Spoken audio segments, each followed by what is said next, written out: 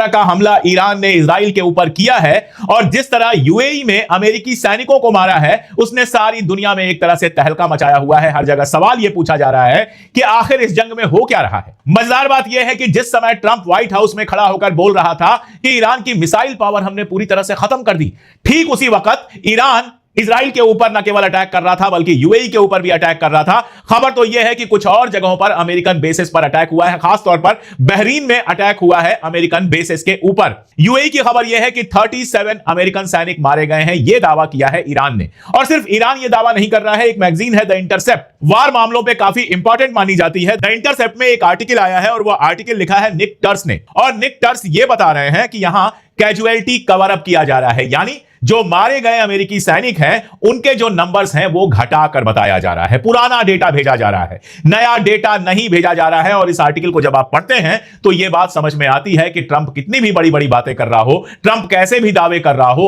असलियत यह है कि बिना ईरानी जमीन पर उतरे ही उसके ढेरों सैनिक मारे गए हैं और इन सैनिकों का नंबर अमेरिका में बताया नहीं जा रहा है। ठीक वैसे ही जैसे इजराइल में कितने लोग मारे गए हैं यह बात दुनिया को बताई नहीं जा रही है। एक तरफ अपने मरे हुए लोगों के नंबर छुपाए जा रहे हैं, दूसरी तरफ जो दावे किए जा रहे हैं उनको सुनिए। पीट हेग्सेथ, कई बार बता चुका हूं मैं आपको, है तो वो अमेरिका का वार मिनिस्टर, लेकिन उसका कैरियर सिर्फ इतना है कि एक टीवी चैनल पर एक प्रोग्राम प्रेजेंट किया करता था, फिर प्रोग्राम के प्रोड्यूसर के साथ उसके रिश्ते बन गए और जाने क्या क्या उसकी सिर्फ एक खूबी है और वो खूबी ये है कि वो ट्रंप का अंधभक्त है। जैसे अपने देश में अंधभक्त होते हैं वैसे वो ट्रंप का अंधभक्त है, जो ट्रंप कहता है वही दोहराता है। और ट्रंप उसके ऊपर पहले ही डाल चुका है कि पीटर हेग्सेथ ने ही सबसे पहले जंग के लिए कहा था। उसके ऊपर जो आरोप है वो भी मैंने आपको बताया था कि आरोप यह है कि इसके एजेंट ने हथियारों वाली कंपनी में पैसे इन्वेस्ट करने की कोशिश की इस जंग के शुरू होने से ठीक पहले। वो सब अभी छोड़ देते हैं। पीटर हेग्सेथ का एक बयान आता है जो दरअसल ट्रंप के बयान को दोहरा रहा है। ट्विटर पर लिखता है पीटर हेग्सेथ स्टोन एज के बारे में, वेलकम टू स्टोन एज, यानी कहना यह चाहते हैं कि ईरान जो है वो उस जमाने में पहुंच गया जब दुनिया पत्थरों से चला करती थी, पत्थरों के हथियार होते थे, पत्थरों से आग सुलगाई जाती थी, यानी ईरान में जितना कुछ बना था वो सब हमने खत्म कर दिया। ईरान पूरी तरह से तबाह बर्बाद हो गया, ना उसके पास साइंस बची है, ना बिजली बची है, ना तेल बचा है, ना ये है ना वो है, मतलब तो यही हुआ। हालांकि स्टोन एज के बारे में देखा जाए तो जिस तरह से वहशी उस दौर के इंसान हुआ करते थे, हालांकि आज से बहुत बेहतर थे, इन सबों से बहुत बेहतर थे, लेकिन जैसे वो हुआ करते थे जो दिन रात खाने की तलाश में रहते थे और जिनको सिर्फ अपनी बॉडी से मतलब था, जिनकी कोई नैतिकता नहीं थी, जिनकी कोई भी आप कह सकते हैं ट्रेनिंग नहीं हुई थी, वैसा अगर देखा जाए तो पीटर हेग्सेथ के लिए ज्यादा बेहतर है, इसके जैसे लोगों के लिए ज्यादा बेहतर है जिनके पास ना तो तमीज है और ना ही और कुछ। इसलिए मैंने उसको रिट्वीट करके यही लिखा था कि भाई स्टोन युग लायक तो तुम लोग हो, वहीं रहो, बेहतर है जल्दी वहां पहुंच जाओ। खैर वो बात छोड़ देते हैं। तो क्या ईरान स्टोन एज में पहुंच गया है? ईरान में इतना नुकसान हो गया है? एक वीडियो मैं देख रहा था, वो वीडियो आपको भी दिखाता हूं। तेहरान की सड़कें हैं और उन पर एक खातून चली जा रही है, हाथ में कुछ खाने का उन्होंने लिया हुआ है और जो बिल्लियां सड़क पर हैं उन बिल्लियों को वो खिला रही हैं, यानी उनकी चिंता यह है कि जंग के माहौल में कहीं बिल्लियां भूखी न रह जाएं। आप सोच के देखिए, वैसे तो सड़कें वगैरह देख के आप समझ सकते हैं कि तेहरान स्टोन एज छोड़िए मोस्ट मॉडर्न दिखाई दे रहा है अभी भी, लेकिन उसके बावजूद आप ये इंसानियत देखिए जिसमें एक महिला बिल्लियों को खाना खिला रही हैं कि बिल्लियां भूखी न रह जाएं। ऐसे सीन हमने गजा में भी देखे थे जहां लोग खुद बर्बाद हो चुके थे लेकिन बिल्लियों को जिंदा रखने के लिए उनको खिलाने की कोशिश कर रहे थे। यह इंसानियत पैसे से नहीं खरीदी जा सकती, यह इंसानियत कहीं पैदा होने से नहीं आती, यह इंसानियत एक कल्चर से आती है, एक 5000 साल पुराने कल्चर से आती है। मुझे याद आता है कि मेरी दादी जो है वो सुबह उठकर सबसे पहले चिड़ियों के लिए दाना डाला करती थी और गर्मियों के मौसम में मिट्टी के बर्तन में बार बार पानी भर के रखती थी कि चिड़ियां वहां से आके पानी पी सके। अपनी जमीन से, अपने जानवरों से, अपने मुल्क से इतनी मोहब्बत सिर्फ ट्रेडिशन से आती है, परंपरा से आती है, कल्चर से आती है, यह पैसे से नहीं खरीदी जाती। और भी बहुत सारे सीन ईरान में दिखे हैं। एक बच्चा दिखा जो हाथ पांव से मजबूर है लेकिन एक जूस वाले के साथ काम कर रहा है, जूस लगातार निकाल रहा है, उसकी मदद कर रहा है ताकि जो सैनिक है उनको जूस पिलाया जाए। कितने ऐसे सीन, कितनी औरतें जो पूरी पूरी रात सड़कों पर रहती हैं और सुबह जाकर अपना काम करती हैं, दफ्तरों के अंदर भी और घरों के अंदर। ये आपको स्टोन एज दिखाई दे रहा है अगर, तो आपकी आंखों की दिक्कत बहुत ज्यादा बढ़ गई है और उसको डॉक्टर की जरूरत नहीं है, वो ईरान की मिसाइलों की रोशनी में शायद ठीक हो जाए। पीटर हेग्सेथ या फिर मार्क रूबियो या फिर ट्रंप इजराइल आकर कुछ दिन रहें तो शायद उनके समझ में आ जाए कि असल में हालात क्या हैं। हालात यह है कि आयरन डोम खत्म हो चुका है, आयरन डोम की मिसाइलें खत्म हो चुकी हैं और अब इजराइल अमेरिका से कह रहा है कि आयरन डोम को रिचार्ज करने के लिए हमें पैसा दो। मतलब आप ईरान से लड़ने चले थे, अमेरिका के मदद के बिना आप 5 दिन नहीं लड़ सकते और अब आप अमेरिका से पैसा मांग रहे हैं कि आयरन डोम के लिए पैसा दो। एक अमेरिकी सेनेटर हैं अलेक्जेंड्रिया डिकारियो कार्टेज, उन्होंने बयान दिया है, ट्विटर पर बयान दिया है कि मैं सीनेट के अंदर वोट करूंगी कि एक पैसा इजराइल को ना दिया जाए। अमेरिकी जनता का पैसा इजराइल को क्यों दिया जा रहा है। और इसके आगे ट्रंप का एक बयान देखिए। ट्रंप यह कहता है कि अमेरिका में जो लोग हैं उनके मेडिकेयर का, एजुकेशन का और बाकी सबका खर्चा हम नहीं दे सकते, क्योंकि हमको जंग पे खर्चा करना है, हमको नेशनल सिक्योरिटी पे खर्च करना है। मैं बार बार यही कहता हूं कि अमेरिकी लोगों के हक का पैसा उठा उठा के इजराइल को दिया जा रहा है, उसके बावजूद इजराइल नहीं लड़ पा रहा। आयरन डोम खत्म हो गया, ईरान जहां चाह रहा है वहां मार रहा है, और वहां का आर्मी का चीफ कह रहा है कि अब तो हमारे पास सैनिक नहीं बच रहे हैं, अगर और सैनिक हमें नहीं मिले तो हम लंबी लड़ाई नहीं लड़ पाएंगे। यह हालत है इजराइल की, और दावा किया जा रहा है कि तबाह ईरान हुआ है। असल में ईरान वाली जंग का असर बहुत गहरा हुआ है पूरे इलाके में, मैं पहले दिन से कह रहा हूं, और अब तो ट्रंप के बयान के बाद यह क्लियर है कि जमीन पर लड़ाई हो या आसमान की ही चलती रहे, लेकिन यह लड़ाई जल्दी खत्म नहीं होने वाली है। इसका असर यह होगा, कहीं ऐसा ना हो कि कई सारे अरब मुल्कों में बहुत बड़ा बदलाव देखने को मिले। जैसे सीरिया से असद को हटाया गया, जाने के लिए मजबूर किया गया, और वहां पर अल-शरा को बिठा दिया गया, जो पूरी तरह से इजराइल और अमेरिका का पिट्ठू है। अब सीरिया के अंदर जिस तरह के बवाल देखने को मिले हैं पिछले 2 दिनों में, हमा हो या बाकी सारी जगह हो, जिस तरह के जुलूस निकल रहे हैं, जिस तरह से इजराइल के खिलाफ बयान आ रहे हैं, वहां के कबीलों के जो आप कह सकते हैं लीडर्स हैं, उनके जो बयान आ रहे हैं, जिस तरह की भीड़ निकल रही है, उनके हाथों में हथियार है, वो बयान दे रहे हैं कि इजराइल पर सिर्फ ईरान से बम नहीं गिरेगा, हम भी मिसाइल गिराएंगे, हम भी बम गिराएंगे। वो ये बता रहा है कि सारे तमाशे के बावजूद सीरिया के अंदर अभी भी जोलानी का विरोध करने वाले, जोलानी की मुखालिफत करने वालों के नंबर्स काफी हैं। ये बवाल शुरू क्यों हुआ? एक नियम बनाया गया, एक कानून पास हुआ इजराइल की कनेसेट में, संसद में, जिसमें फलस्तीनियों को सीधे फांसी देने की बात है। फलस्तीनी जो गिरफ्तार हैं, बिना ड्यू लीगल कोर्स चलाए, बिना कानूनी जरूरियात को पूरा किए, सीधे उनको फांसी देने की बात के लिए एक नियम बना, और उस नियम के बनने के बाद आपने देखा कि वहां के मिनिस्टर शराब पीते हुए और उसको सेलिब्रेट करते हुए दिखाई दिए। ये स्टोन एज है, ये पत्थर वाला जमाना है, जहां सीने के अंदर दिल नहीं है, जहां बिना किसी कानून के फांसी दी जा रही है। ये कबीले का रूल है। इसके पास होने के बाद से सीरिया के अंदर गुस्सा बहुत ज्यादा बढ़ गया। सीरिया का यह कहना है कि अगर यह कानून सीरिया का नहीं, सीरिया के बहुत सारे लोगों का, अल-शरा तो, जोलानी तो बिल्कुल चुप है, वो तो कुछ नहीं बोलेगा, लेकिन सीरिया का एक हिस्सा इसको लेकर सड़कों पर लगातार उतरा हुआ है, और उसका कहना है कि अगर इजराइल ने यह रूल वापस नहीं लिया तो हम इजराइल के ऊपर हमला करेंगे। फलस्तीन के अंदर भी, गजा के अंदर भी इसके खिलाफ जुलूस निकले हैं। ईरान ने भी इसके खिलाफ बयान दिया है, और भी लोग बोल रहे हैं। हालांकि बड़ी दुनिया चुप है, जो अपने आप को सबसे शरीफ कहते हैं वो चुप है। नेशनल अखबार जो इंग्लैंड का है, उसने एक खबर छापी है कि फलस्तीनियों के खिलाफ इजराइल में ऐसा रूल बन गया, ऐसा कानून पास हो गया, और हमारा प्राइम मिनिस्टर चुप है। अकेले स्ट्रेमर नहीं, पूरा यूरोप चुप है, एशिया चुप है। हमारे प्रधानमंत्री मोदी आसाम में जाकर जो चाय चुनने वाली औरतें हैं उनके साथ घूमते हैं, उनके साथ वीडियो बनाते हैं, चुनाव प्रचार करते हैं, लेकिन फलस्तीनियों के खिलाफ इतना घटिया कानून बना है, जो शायद दुनिया का सबसे खतरनाक कानून हो, उस पर नरेंद्र मोदी की भी जबान नहीं खुलती है। पाकिस्तान से भी कोई बयान नहीं आया है, कहीं से कोई बयान नहीं आया है, क्योंकि लोग धीरे धीरे गजा को भूल गए हैं।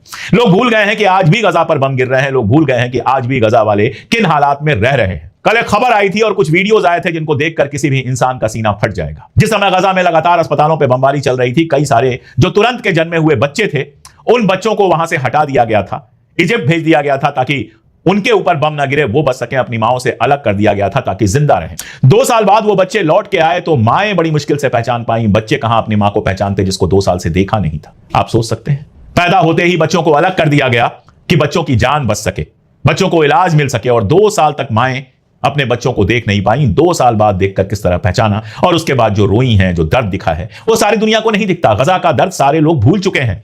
ईरान का वार चूंकि चल रहा है तो ईरान के वार पर हम सब बात कर रहे हैं, लेकिन गजा में अभी भी वही सारा कुछ जारी है, हम भूल चुके हैं। और उन्हीं गजा और फलस्तीन के लोगों के खिलाफ इजराइल की कनेसेट में जो नया कानून बना है, उसके खिलाफ सीरिया में हम लगातार प्रदर्शन देख रहे हैं। अब आप देखिए, ये जो प्रदर्शन है, ये दिख भले रहे हैं आपको सिर्फ गजा वाले मुद्दे पे। एक कोई मुद्दा होता है जिस पर लोग जमीन पर उतर जाते हैं, लेकिन ये सारे ईरान के समर्थन में भी बात कर रहे हैं, और ये सारे अल-शरा के खिलाफ दिखाई दे रहे हैं। मैं ये नहीं कह रहा कल सरकार बदल जाएगी, इतना जल्दीबाजी में मैं कोई बात नहीं करता, लेकिन ये गुस्से जो अलग अलग जगहों पर दिखाई दे रहे हैं, चाहे बहरीन में दिखाई दे, चाहे सीरिया में दिखाई दे, या लेबनान में हमने जिस तरह से देखा कि वहां के क्रिश्चियंस ने कहा कि हम हिजबुल्लाह के साथ हैं, ये जो अलग अलग जगह दिखाई दे रहे हैं, ये शायद ट्रंप ने सोचा भी नहीं था। ट्रंप तो इस कल्पना में बैठे थे कि ईरान में गुस्सा दिखाई देगा, ईरान में लोग सड़कों पर दिखाई देंगे और सरकार बदल जाएगी, लेकिन लोग दिखाई दे रहे हैं सीरिया में, लोग दिखाई दे रहे हैं बहरीन में, हो सकता है कुछ और जगहों पर लोग आए हों जिनकी खबर अभी तक हमारे पास नहीं पहुंच पाई है। और यकीन जानिए, अगर ये जंग लंबी चलती है तो अरब में कई सारे तख्त और ताज उछल सकते हैं। क्या होगा वो तो आगे देखा जाएगा, लेकिन अभी फिलहाल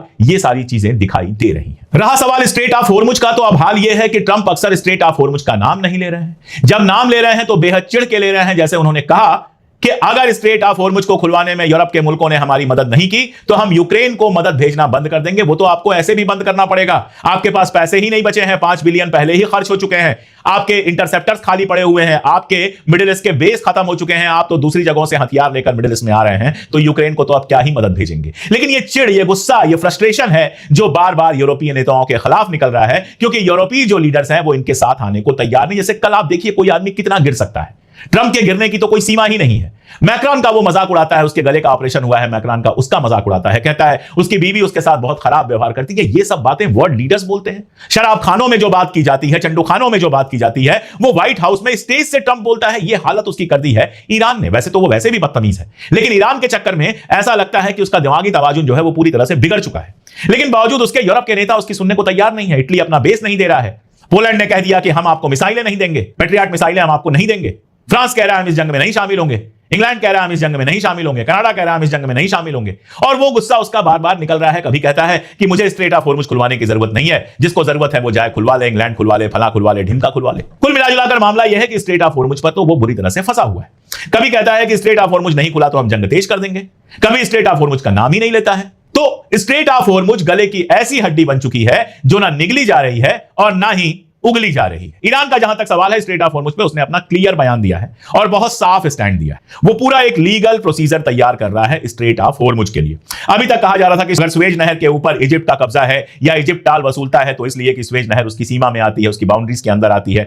स्ट्रेट ऑफ हॉर्मुज ईरान की बाउंड्री के अंदर नहीं आता। अब ईरान का दावा है और सही दावा है कि स्ट्रेट ऑफ हॉर्मुज 2 मुल्कों के टेरिटोरियल वाटर में आता है, ओमान और ईरान। ओमान और ईरान के बीच में स्ट्रेट हॉर्मुज है और स्ट्रेट ऑफ हॉर्मुज का जो इलाका है 21 माइल का, वो ओमान और ईरान की मिल्कियत का इलाका है। अभी तक हमारी शराफत थी कि हम आपको ऐसे ही जाने दे रहे थे। अब एक पूरा लीगल स्ट्रक्चर बन रहा है जिसमें ओमान भी शामिल होगा। कभी उस स्ट्रक्चर पर डिटेल में बात कर लूंगा, लेकिन मोटा मामला यह है कि ईरान का कहना है कि स्ट्रेट ऑफ हॉर्मुज पर हमारा और ओमान का मिला जुला कब्जा होगा। वहां से टॉल वसूला जाएगा, रूल्स बनाए जाएंगे कि कौन जा सकता है और कौन नहीं जा सकता है, और जो जा सकता है उससे कितना टॉल वसूलना है, वो टॉल ओमान और ईरान के बीच में बटेगा। यानी स्ट्रेट ऑफ हॉर्मुज जो अभी तक इस जंग के पहले खुला हुआ था वो अब खुला नहीं रहेगा। ये ईरान ने क्लियर कर दिया है। और ये तो क्लियर है ही कि तमाम कोशिशों के बावजूद स्ट्रेट ऑफ हॉर्मुज को खुलवाना अमेरिका के लिए पॉसिबल तो नहीं है। बीच में खबर यह आई कि यूएई स्ट्रेट ऑफ हॉर्मुज को खुलवाने के लिए जो टीम बन रही है उसका हिस्सा होगा, जो ग्रुप बन रहा है। एक तो कौन सा ग्रुप बन रहा है किसी को नहीं पता, कोई तैयारी नहीं है, तो ग्रुप कहां से बन रहा है। दूसरा, यूएई ने अब बिल्कुल साफ कर दिया है कि हम इस खेल में नहीं शामिल हैं। स्ट्रेट ऑफ हॉर्मुज को खुलवाने के लिए किसी भी पहलकदमी में हम शामिल नहीं हैं, यानी खुद को उसने पीछे खींच लिया है। एक और उसका बयान आया है, ईरानी जो यूएई में रह रहे हैं उनको निकाला जा रहा है। कहा है यूएई ने कि जिनके पास गोल्डन वीजा है, जिनके पास वीजा है, उनको हम नहीं निकाल रहे हैं। ईरानी लोग भी हमारी सोसाइटी का, हमारे मुल्क का हिस्सा है। यानी कहीं हो सकता है कि अंदर अंदर कुछ ऐसा चल रहा हो जिससे चीजें सॉफ्ट हो रही हो। जानता है अच्छी तरह से ईरान की असली दुश्मन सिर्फ और सिर्फ इजराइल है, बाकी सब तो बहाने हैं। असली लड़ाई इजराइल और अमेरिका के साथ है। हालांकि उसने काफी बमबारी की है, अमेरिकी इलाकों पर भी बमबारी की है, तेल के अड्डों पर भी बमबारी की है। अगर बमबारियां हम गिनने चले तो 2500 के आसपास यूएई पे बमबारी हो चुकी है, कतर पे 250 के आसपास, सऊदी में 366, कुवैत में 450, बहरीन में 584, तो काफी बम्बारमेंट, काफी मिसाइलें गिरी हैं। लेकिन उसके बावजूद भी मुझे लगता है कि आने वाले टाइम में ईरान स्ट्रेट ऑफ हॉर्मुज का जो भी रूल बनाएगा उसमें मिडिल ईस्ट की कंट्रीज के लिए अच्छी खासी छूट रखेगा। कुछ मुल्कों को भेजे जाने वाले तेल वगैरह पर वो लगा सकता है टाल, बाकी वो फ्री ही रखना चाहेगा, उनको अपना दोस्त बनाकर ही रखना चाहेगा, लॉन्ग टर्म में चीजें ठीक करना चाहेगा। फिलहाल तो ये पक्की बात है कि स्ट्रेट ऑफ हॉर्मुज पर वो अपना कंट्रोल नहीं छोड़ने वाला है। कल जो साउथ अफ्रीका में ईरान की एम्बेसी है उसने एक ट्वीट किया और उस ट्वीट का मतलब ये था, उस ट्वीट का मानी ये था कि अब स्ट्रेट ऑफ हॉर्मुज में वही होगा जो ओमान और ईरान चाहेंगे। उसको रिट्वीट करते हुए, कोट रिट्वीट करते हुए ईरान की भारत में जो एम्बेसी है उसने लिखा कि जो हमारे हिंदुस्तानी दोस्त हैं उनको परेशान होने की जरूरत नहीं है। इसका मतलब यह होता है कि हिंदुस्तान को भी स्ट्रेट ऑफ हॉर्मुज से आने की छूट मिलेगी।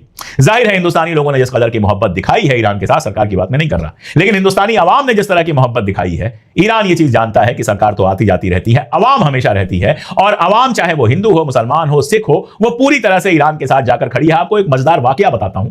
सचिन पायलट केरल में प्रचार कर रहे हैं और केरल में प्रचार करते समय उन्होंने एक फोटो पोस्ट की जिसमें वो एक ईरानी चाय वाले के साथ खड़े हैं। ईरानी चाय वहां पर मिल रही है। आप जानते हैं केरला में अच्छी खासी ईरानी चाय मिलती है, हैदराबाद में आप जाएंगे तो दम वाली ईरानी चाय मिलती है, मुंबई में भी ईरानी चाय अच्छी मिलती है, आपका मुझे नहीं पता, लेकिन एक जमाने में लखनऊ में भी ईरानी चाय बहुत अच्छी मिला करती थी। तो ईरानी चाय के शौकीन हिंदुस्तान में पहले से हैं। उन्होंने ये फोटो लगाकर लिखा कि ट्रंप को शायद अच्छा नहीं लगेगा, तो सचिन पायलट वहां खड़े होकर मजे ले रहे हैं और सचिन पायलट जो कह रहे हैं दरअसल वो ज्यादातर हिंदुस्तानियों के दिल की बात है जो इस समय ईरान के साथ खड़े हैं। और यही वजह है कि ईरान की जो भारत में एम्बेसी है वो इस बात को कहती है कि हमारे हिंदुस्तानी दोस्तों को दिक्कत नहीं होगी। खैर क्या होगा क्या नहीं होगा हम नहीं जानते, फिलहाल जितना कुछ चल रहा है 3 लाइन में मैं उसको आपको बताता हूं। ट्रंप के कुछ समझ में नहीं आ रहा है कि क्या करे, उसके पास कोई प्लान भी नहीं था। इजराइल पर ऐसी मार पड़ रही है जो दिखा तो नहीं पा रहे हैं लेकिन जिसके जख्म साफ साफ महसूस हो रहे हैं जब फॉक्स न्यूज जैसा चैनल, जो अमेरिका का करीबी चैनल है, जो इजराइल का करीबी चैनल है, वो हमलों के बाद बाकायदा फ्लैशलाइन चलाता है कि इजराइल के ऊपर सबसे बड़ा हमला हुआ। और वहां का जो आईडीएफ का चीफ है, आर्मी का चीफ है हलेवी, वो कहता है कि हमारे पास लोगों की कमी है।